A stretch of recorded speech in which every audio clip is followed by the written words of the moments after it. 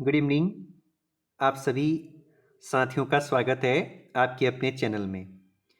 उत्तराखंड बीएसएनए की revision series. आज हम पहुंच चुके हैं उत्तराखंड में यातायात एवं परिवहन व्यवस्थाएं चैप्टर में। एपिसोड आई थिंक ये 77 होगा। अभी तक 5 पार्ट पीडीएफ बना करके टेलीग्राम ग्रुप में अपडेट कर दिया गया है, आप डाउनलोड कर सकते हैं। आइए स्टार्ट करते हैं उत्तराखंड में रेलवे का इतिहास से।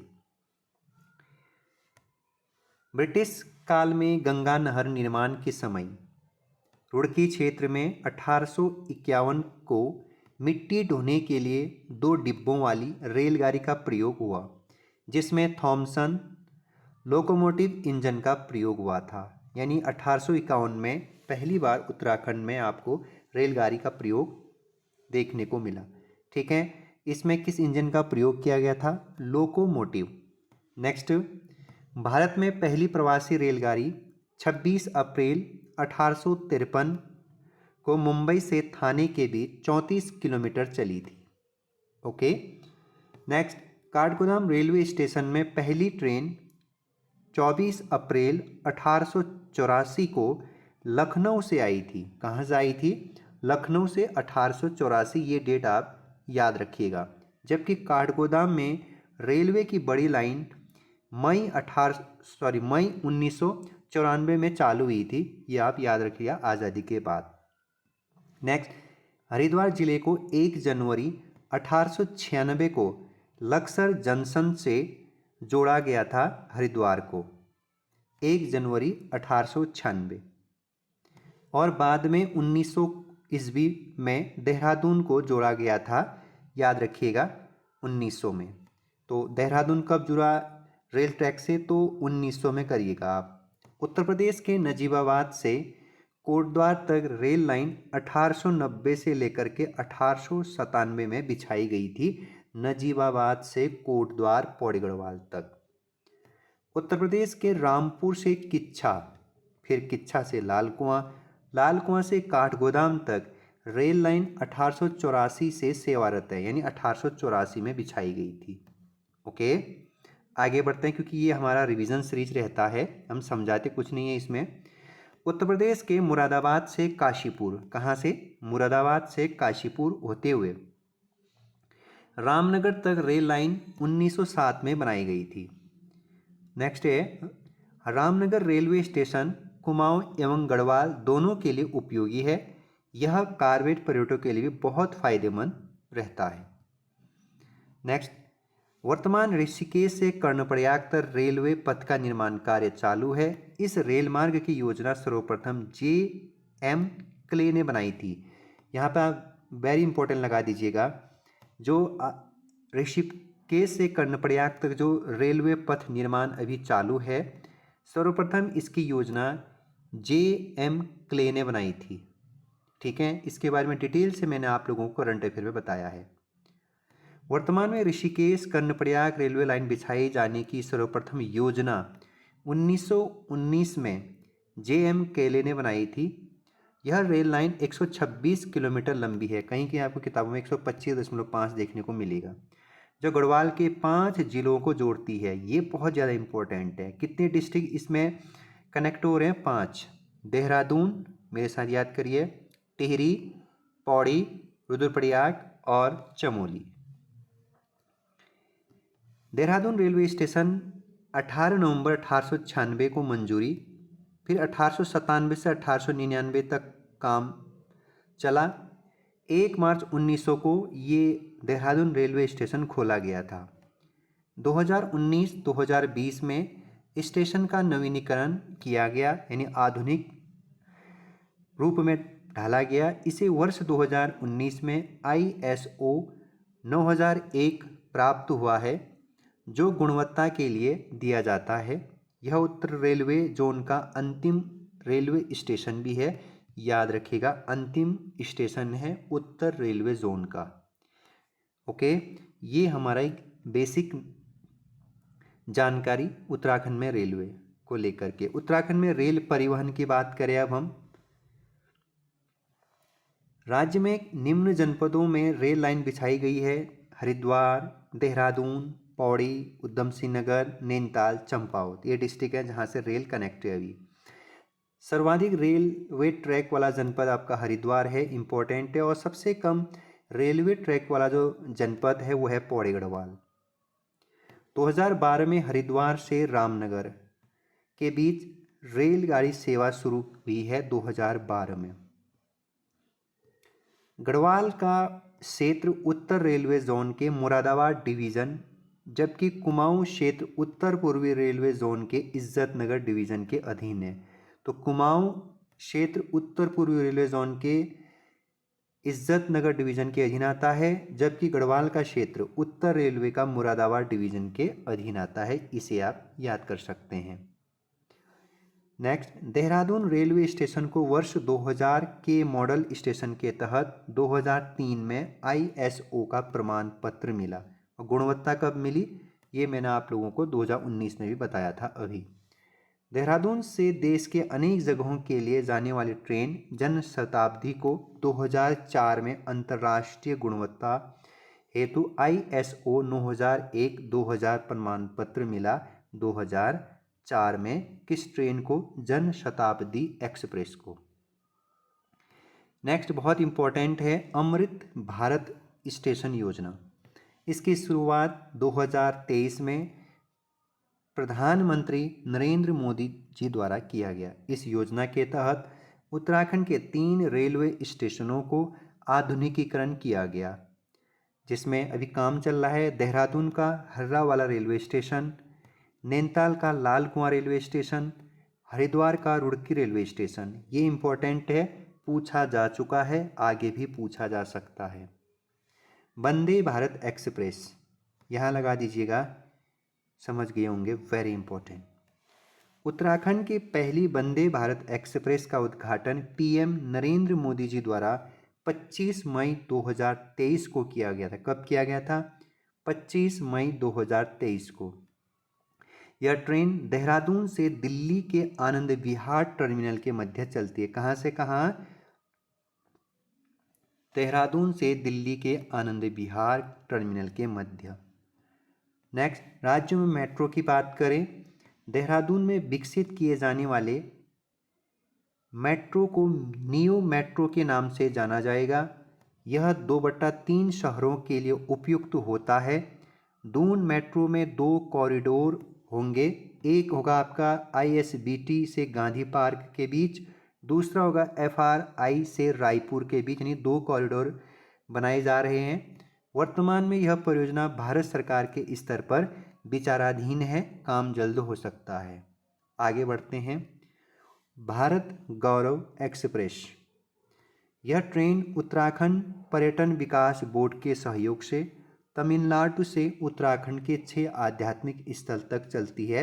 भारत गौरव एक्सप्रेस, तो ये आपको याद रखना है, उत्तराखंड पर्यटन विकास बोर्ड के सहयोग से भारत गौरव एक्सप्रेस। ठीक है, आगे पितृ छाया एक्सप्रेस, नाम से क्लियर है मित्रों।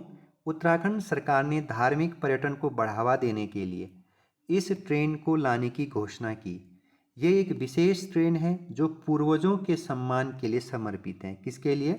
पूर्वजों के लिए के सम्मान के लिए समर्पित है। यह ट्रेन मुंबई से उत्तराखंड संचालित होती है। कहाँ से? मुंबई से उत्तराखंड। इसे आप याद करिएगा। राज्य में चलने वाली विभिन्न एक्सप्रेस, अब देखिए ये सब लिखना नहीं है, कुछ इंपॉर्टेंट है, जैसे पूर्णागिरि जन शताब्दी एक्सप्रेस, ये दिल्ली से टनकपुर पूर्णागिरि जन शताब्दी एक्सप्रेस। ऐसे ही एक गढ़वाल के लिए भी चलती है, सिद्धबली जन शताब्दी एक्सप्रेस, ये कोटद्वार से दिल्ली, दिल्ली से कोटद्वार। ओके, इसके बाद नंदा देवी एक्सप्रेस, ये आपका देहरादून से कोटा। रानीखेत एक्सप्रेस काठगोदाम से जैसलमेर। ठीक है, इसके बाद संपूर्ण क्रांति एक्सप्रेस, इसका नाम सुना होगा आप में से बहुत सारे मित्रों ने, और बैठे भी होंगे आप लोग। दिल्ली से काठगोदाम को चलती है ये। फिर है वंदे भारत एक्सप्रेस, ये मैंने आप लोगों को बता दिया, ये देहरादून से दिल्ली को चलती है। पितृछाया मुंबई से उत्तराखंड। ठीक है, अब ये उत्तराखंड के वाहन नंबरों के प्लेट हैं। जो हमारे मित्र भाई बहन जिस डिस्ट्रिक्ट से बिलोंग करते हैं देख लीजिएगा ये नंबर प्लेट, ये 2007 से स्टार्ट हुआ था यूके सीरीज। अब हम उत्तराखंड में वायु परिवहन देखते हैं। ठीक है, सर्वप्रथम केदारनाथ के लिए 16 मई 2003 को, कब, 16 मई 2003 को पवन हंस कंपनी लिमिटेड ने हेलीकॉप्टर सेवा प्रारंभ की थी। हेलीकॉप्टर सेवा 16 मई 2003 पवन हंस कंपनी ने केदारनाथ के लिए। भारत में 2018 को, भारत में ध्यान से इस लाइन को समझना, भारत में 2018 को जैव ईंधन से उड़ने वाला पहला विमान स्पाइस जेट Q400 देहरादून के जौलीग्रांट से दिल्ली के बीच सफलतापूर्वक क्या किया था, लैंड किया था। कहाँ से कहाँ, देहरादून के जौलीग्रांट एयरपोर्ट से दिल्ली के बीच पहला जैव ईंधन से उड़ने वाला पहला विमान था ये। ठीक है, नेक्स्ट, देश के पहले हेलीकॉप्टर सम्मेलन का आयोजन संयुक्त रूप से भारत सरकार, राज्य सरकार एवं फिक्की के द्वारा 7 सितंबर 2019 को देहरादून के सहस्त्रधारा में संपन्न हुआ। ठीक है, तो पहला, देश के पहले हेलीकॉप्टर सम्मेलन का आयोजन 2019 में देहरादून में हुआ था। नेक्स्ट, उत्तराखंड एवं नेपाल के बीच पशुपति एयरलाइंस हवाई सेवा शुरू की गई है। पशुपति एयरलाइंस उत्तराखंड एवं नेपाल के बीच। आगे बढ़ते हैं और उत्तराखंड हेलीपैड एवं हेलीपोर्ट नीति के बारे में चर्चा करते हैं। मैंने हेलीपोर्ट नीति के बारे में आप लोगों को करंट अफेयर में बताया था। उत्तराखंड ने 4 दिसंबर 2023 को राज्य में पहली हवाई संपर्क बढ़ाने के लिए पहली उत्तराखंड हेलीपैड और हेलीपोर्ट नीति को मंजूरी दी थी 2023 में। इस नीति के तहत पर्यटन को बढ़ावा मिलेगा, आपातकालीन चिकित्सा में लोगों को मदद मिलेगी, आपदा में राहत और बचाव कार्यों में आसानी आएगी और तेजी से काम होगा। इस नीति के तहत 2 विकल्प दिए गए हैं, यानी 2 बहुत महत्वपूर्ण आप लोगों को याद रखना है ये 2 के 2 कथन। एक तो पहला हेलीपैड नीति, हेलीपोर्ट नीति में क्या रखा गया है, भूस्वामी उत्तराखंड नागरिक उड्डयन विकास प्राधिकरण यानी UCADA को 15 साल के लिए भूमि पट्टे पर दे सकते हैं, यानी दे सकता है। अगर आपके पास भूमि है तो आप उत्तराखंड नागरिक उड्डयन विकास प्राधिकरण को 15 साल के लिए भूमि पट्टे पर दे सकते हैं, जिसके लिए भूमि स्वामी को प्रतिवर्ष 100 रुपये प्रति वर्ग मीटर के हिसाब से किराया एवं संचालन और प्रबंधन से प्राप्त राजस्व का 50% भुगतान किया जाएगा, यानी 50-50 होगा। दूसरा है, भूस्वामी द्वारा स्वयं हेलीपैड का निर्माण करने पर सरकार द्वारा कुल पूंजी व्यय पर 50% की सब्सिडी प्रदान की जाएगी। यानी अगर 4 लाख सोच तो एक नॉर्मल 4 करोड़ लगाए हैं, जितना भी लगाया उसमें से आपको 50 में 2 करोड़ आपको सब्सिडी मिलेगी। ठीक है, IRED परियोजना क्या है, इम्पोर्टेंट है क्योंकि ये एग्जाम में पूछा गया है। 24 मई 2022 से उत्तराखंड राज्य में IRED परियोजना लागू की गई। इसका उद्देश्य है कि राज्य में जो घटित सड़क दुर्घटनाओं का डाटा एक ही पोर्टल पर उपलब्ध हो सकेगा, जिससे कि दुर्घटनाओं वाली जो जगह है उसका वहाँ पे मरम्मत किया जा सकता है और दुर्घटना को कम किया जा सकता है भविष्य में। ठीक है, उक्त सॉफ्टवेयर में पुलिस, परिवहन, लोक निर्माण विभाग, चिकित्सा विभाग द्वारा सूचनाएं क्या की जा रही है, इकट्ठा की जा रही है। नेक्स्ट है आप लोगों का यहाँ पे, ठीक है, यहाँ से आगे हम जाते हैं। नेक्स्ट, स्कूली बच्चों को सड़क सुरक्षा के प्रति जागरूक करने की दृष्टि से परिवहन विभाग द्वारा कक्षा 3 से 12 तक के बच्चों के लिए सड़क सुरक्षा एक पहल पुस्तक का संकलन किया गया है उत्तराखंड सरकार के द्वारा। उड़ान योजना क्या है, यानी उड़े देश का आमनगर इसकी टैगलाइन है। भारत सरकार ने अक्टूबर 2016 में लॉन्च किया था इसे, हाँ 2016 में लॉन्च की थी, लेकिन अप्रैल 2017 से शुरू हुई थी यह योजना। उड़ान से अभिप्राय है उड़े देश का आम नागरिक यानी सभी। इस योजना के तहत हेली सेवाओं का विस्तार कम दाम पर किया जा रहा है, जो उत्तराखंड में भी संचालित है।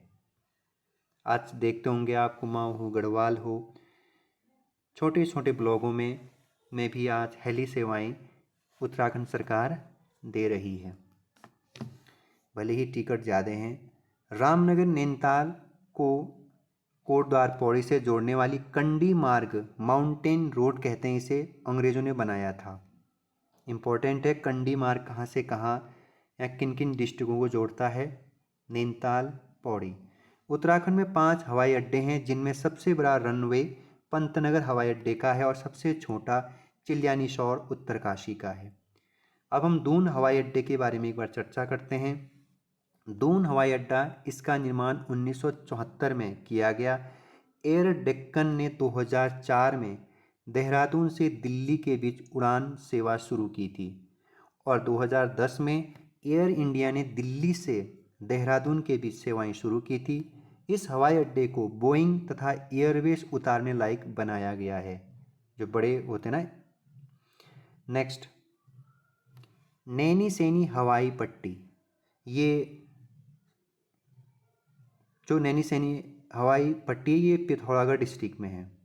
इसका निर्माण 1991 में शुरू हुआ, जिसका उद्घाटन तत्कालीन उत्तर प्रदेश के मुख्यमंत्री मुलायम सिंह यादव एवं जो केंद्रीय मंत्री उस समय थे गुलाम नबी आज़ाद ने 1994 में किया था।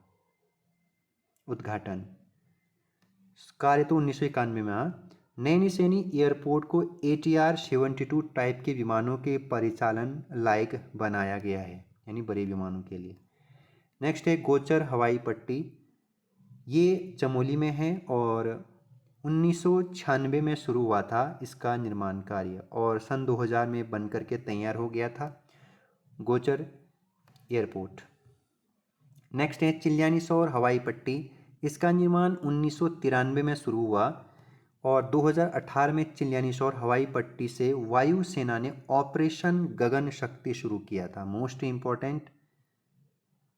अब आप लोगों को क्या करना है, एक साइड आप लोगों को ये हवाई पट्टी को याद रखना है, कौन सी हवाई पट्टी कहाँ है और कब बने या तैयार कब हुआ, ये आप लोगों को याद रखना है। पंतनगर हवाई अड्डे को कार्गो एयरपोर्ट के रूप में विकसित किया गया है। ये पंतनगर हवाई अड्डा आप लोगों का कहाँ है? उधम सिंह नगर में। इस हवाई अड्डे को 3 ग्रीनफील्ड हवाई अड्डे के तौर पर विकसित किया गया है। अभी BRO द्वारा उत्तराखंड में 5 हवाई अड्डे बनाए जाने प्रस्तावित है। एक गुंजी, कालसी, टनकपुर, घनसाली और नवीडांग। तो ये पांचों के पांचों याद रखने हैं, गुंजी, कालसी, टनकपुर, घनसाली और नवीडांग में। ठीक है, अब हम उत्तराखंड में सड़क परिवहन देखते हैं।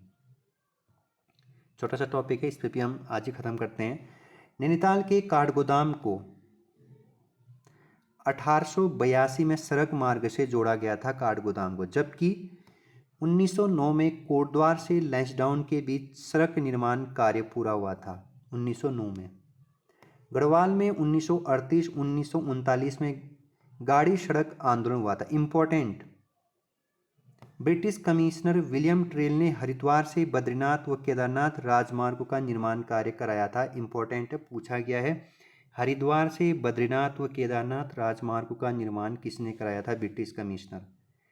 देश के सीमावर्ती इलाकों में सड़क निर्माण का कार्य सीमा संगठन है BRO, जिसकी स्थापना वर्ष 1960 में हुई थी BRO की।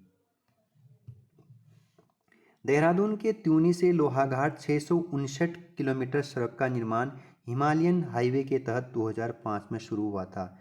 ये इंपॉर्टेंट है, पूछा गया सवाल है। देहरादून से त्यूनी के बीच यानी लोहाघाट, जो देहरादून के त्यूनी है वहाँ से लोहाघाट चंपावत तक की जो ये बीच का रूट है, ये कितने किलोमीटर का है? 659।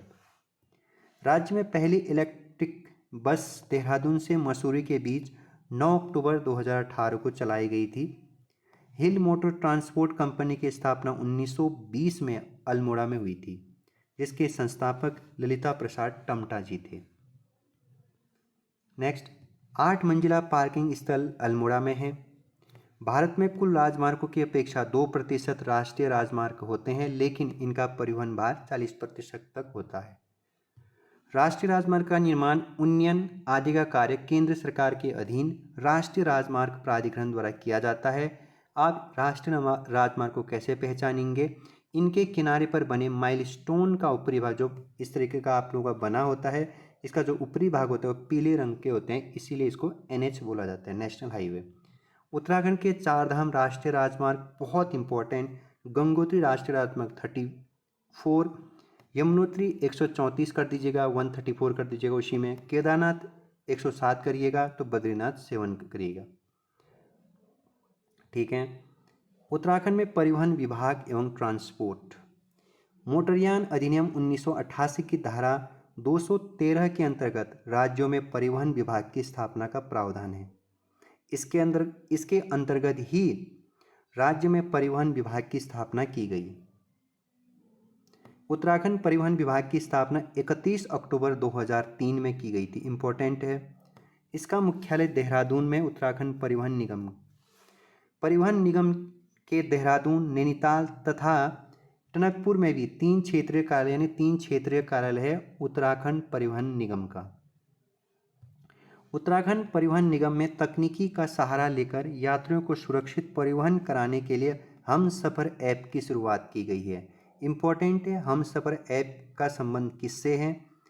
इस ऐप की एक खासियत है कि चालक को 3 सेकंड की नींद की झपकी आए तो इसके द्वारा अलार्म बजाया जाएगा, साथ ही बस की गति सीमा की निगरानी भी ये करेगा।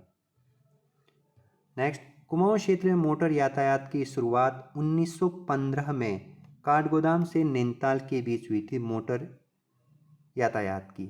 तत्पश्चात 1920 में काठगोदाम से अल्मोड़ा के बीच शुरू हुई थी मोटर गाड़ियाँ। Next, Kumaon Motors honours union limited की स्थापना 1939 में काठगोदाम में हुई थी, जिसके कार्यालय रामनगर व टनकपुर में भी है। आप लोग को सिर्फ ये लाइन याद रखना है, 1939 में हुआ था कुमाऊं मोटर्स ऑनर्स यूनियंस की। वहीं 1941 में गढ़वाल मोटर्स ट्रांसपोर्ट कंपनी का सृजन किया गया था 1941 में। साथ में 1943 में इसके समानांतर गढ़वाल मोटर ऑनर्स यूनियन का गठन पौड़ी के कोटद्वार में किया गया था। इसका मुख्यालय कोटद्वार में है। एक अन्य कार्यालय इसका ऋषिकेश में भी है। ये इम्पोर्टेंट है कि आप लोगों को याद रखना है, गढ़वाल मोटर्स ऑनर्स यूनियन का गठन 1943 में पौड़ी के कोटद्वार में किया गया था। Next, Tehri Garhwal Motors honours corporation limited की स्थापना 1950 में और 1953 में कंपनी अधिनियम के तहत पंजीकृत किया गया है। Garhwal Motors users cooperative transport society limited की स्थापना 1958 में रामनगर में। उत्तराखंड के वाहनों की नंबर प्लेटों पर यूके सीरीज की शुरुआत 1 नवंबर 2007 से की गई है। इंपॉर्टेंट है, मैंने आप लोगों को ऊपर बता दिया। दीप प्रोजेक्ट का संबंध किससे है? सीमा सड़क संगठन द्वारा सीमांत क्षेत्र में सड़क निर्माण हेतु संचालित परियोजनाओं को दीप प्रोजेक्ट कहा जाता है। हिमालयन हाईवे त्यूनी देहरादून से लोहाघाट तक 659 किलोमीटर लंबी सड़क, जिसे हिमालयन हाईवे कहा जाता है। नेक्स्ट, परिवहन निगम के द्वारा संचालित योजनाएं, छात्राओं हेतु निःशुल्क यात्रा। इसके तहत छात्राओं को अपने घर से विद्यालय तक आवागमन हेतु यह सुविधा 2013 से प्रारंभ की गई है। रक्षाबंधन के दिन महिलाओं को निःशुल्क यात्रा, इस योजना का प्रारंभ 2008 में हमारी माताएं और बहनों के लिए की गई है। दिव्यांग व्यक्तियों को निःशुल्क यात्रा सुविधा, इस योजना के तहत 40% से अधिक दिव्यांग व्यक्तियों को प्रदेश के भीतर निःशुल्क यात्रा सुविधा 2003 से संचालित है। वरिष्ठ नागरिकों हेतु निःशुल्क यात्रा सुविधा, इसका संचालन वर्ष 2015 से प्रारंभ है। मान्यता प्राप्त पत्रकारों को निःशुल्क यात्रा, इस योजना का संचालन वर्ष 2006 से किया जा रहा है। ठीक है। नेक्स्ट, उत्तराखंड स्वच्छ गतिशीलता परिवर्तन नीति 14 मार्च 2024। शहरी क्षेत्रों में डीजल से चलने वाली पुरानी बस तथा विक्रमों की जगह नए इलेक्ट्रिक वाहन खरीदने पर 50% की सब्सिडी दी जाएगी। प्रथम चरण में यह देहरादून से शुरू की गई है। ठीक है। तो ये था आप लोगों का उत्तराखंड में जो आप लोगों का यातायात एवं परिवहन व्यवस्थाएं, ठीक है। अब हम यहाँ से आगे जो नेक्स्ट जो चैप्टर है वो है आप लोगों का उत्तराखंड, एक मिनट, उत्तराखंड राज्य लोक संस्कृति, ठीक है। क्योंकि ये पाई चार्ट आप लोग देख लीजिएगा, ये पीडीएफ में मैं भेजूँगा, ठीक है। जो ये एनएच है, कौन सा एनएच किस जगह से जाता है, ठीक। अब नेक्स्ट जो चैप्टर आप लोगों का सबसे इम्पोर्टेंट चैप्टर है वो है उत्तराखंड राज्य लोक संस्कृति। अब मैडम आ चुकी है, तो यहाँ से कल से कंटिन्यू मैडम आगे करेंगे अपनी क्लासेस, क्योंकि तबीयत सही नहीं होने की वजह से वो इस बीच रेस्ट में थी, ठीक है। इसलिए क्षमा प्रार्थी है। आगे से कंटिन्यू क्लासेस आप लोगों को मिलेंगे। मैं इसीलिए इस क्लासेस को कंटिन्यू कर रहा था क्योंकि आप लोगों को जो BSN की सीरीज चल रही थी हमारी वो न रुके, ठीक है। इसलिए तो अपना ख्याल रखिएगा। आप लोगों ने इतने प्रेम से मनोभाव से इस क्लास को सुना, ठीक है, तो हम आपके क्या रहे, आभारी रहे, ठीक है। तो धन्यवाद, फिर मिलेंगे कल, तब तक के लिए बाय बाय।